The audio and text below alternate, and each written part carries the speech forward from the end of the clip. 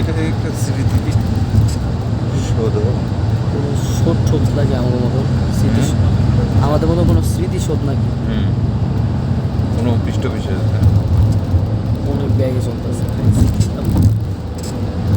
এই যে March company যে আছে, এই কোম্পানির অফিস এটা, টাওয়ার তৈরি করছে এটা। সমুদ্রের মানে পাশের সাইড আর কি সমুদ্র। এই যে সমুদ্র, হ্যাঁ এটাই সমুদ্র।